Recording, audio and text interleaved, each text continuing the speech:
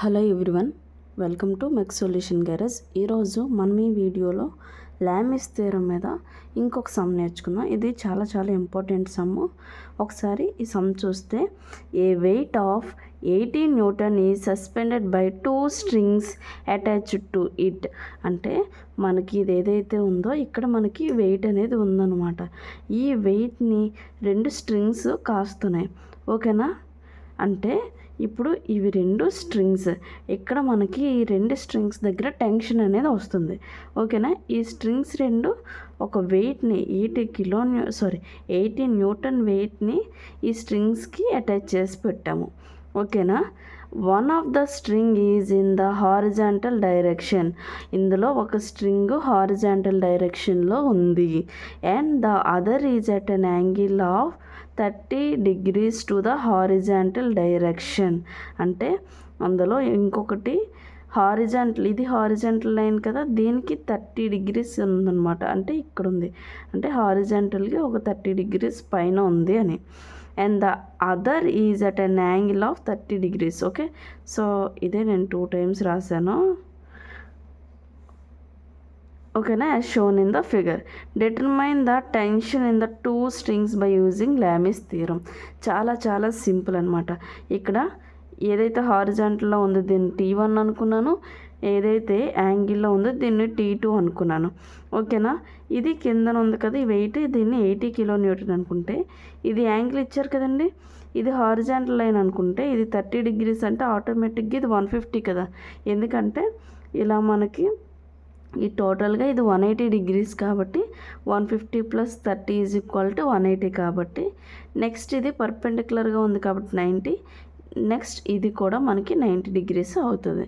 ఓకేనా? ఇది రైట్ యాంగిల్లో ఉంది కదండి, సో ఇది కూడా 90 degrees.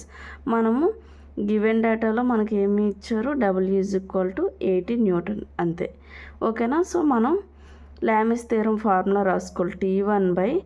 T1కి ఆపోజిట్లో ఉన్న యాంగిల్ ఎంత, 90 + 30 అంటే 120. sin 120 = T2/T2కి ఆపోజిట్లో ఉన్నది 90 కదండి, sin 90 degrees.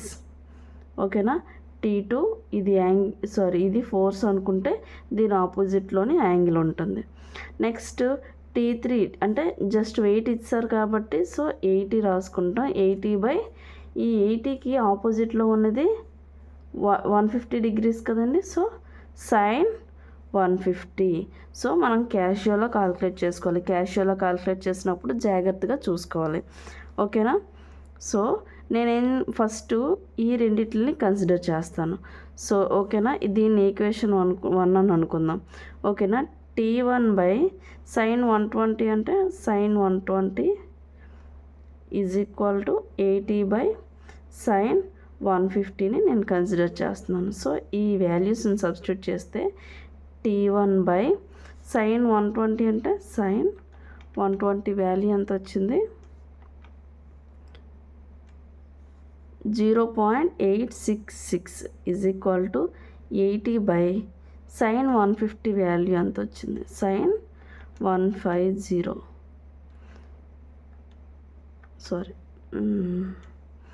0.5. అంటే T1 = 80/0.5 అంటే ఇది ఇంటూ డివైడ్ బై చేస్తుంది కదా, ఇటు సైడ్ వెళ్తే ఇంటూ అవుతుంది. సో 0.866. సో ఈ వాల్యూని చేద్దాం. 80 / 0.5 వితిన్ బ్రాకెట్స్లో ఇంటూ బ్రాకెట్లు పెడదాం 0.866. ఓకేనా? సో దీని value 138.56 Newtons. T1 = 138.56 Newtons. Next T2 చూద్దాం. అంటే టెన్షన్ ఇన్ T2/sin 90 degrees = నేను ఈ T1 అయినా కన్సిడర్ చేయొచ్చు, లేకపోతే సేమ్ ఇదే వాల్యూని కన్సిడర్ చేయొచ్చు. రెండిట్లో ఏం తీసుకున్నా సేమ్ ఆన్సర్ వస్తుంది. sin 150నే తీసుకుంటాను, ఎందుకంటే ఆల్రెడీ ఈ వాల్యూ మనకు నోన్ కదా. సో T2/sin సైన్ 90 అంటే ఎంత వస్తుందండి? Sine 90 1 is equal to 80 by sine 150 అంటే ఆల్రెడీ 0.51 మనం క్యాలిక్యులేట్ చేసాం కాబట్టి, సో 80 బై 0.5 చేస్తే ఆటోమేటిక్గా ఆన్సర్ వచ్చేస్తుంది.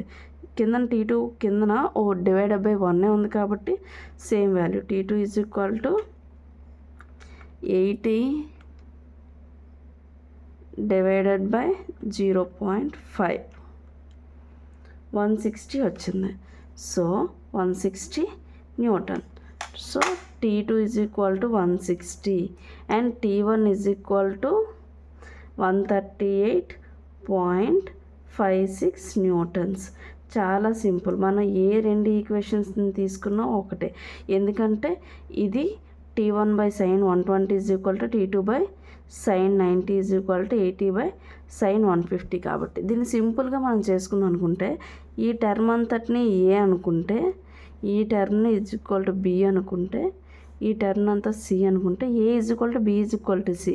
సో ఏబి చేసినా, బీసీ చేసినా, ఏసీ చేసినా, ఎలా చేసినా సరే మనకి సేమ్ వాల్యూ వస్తుంది. ఓకేనా?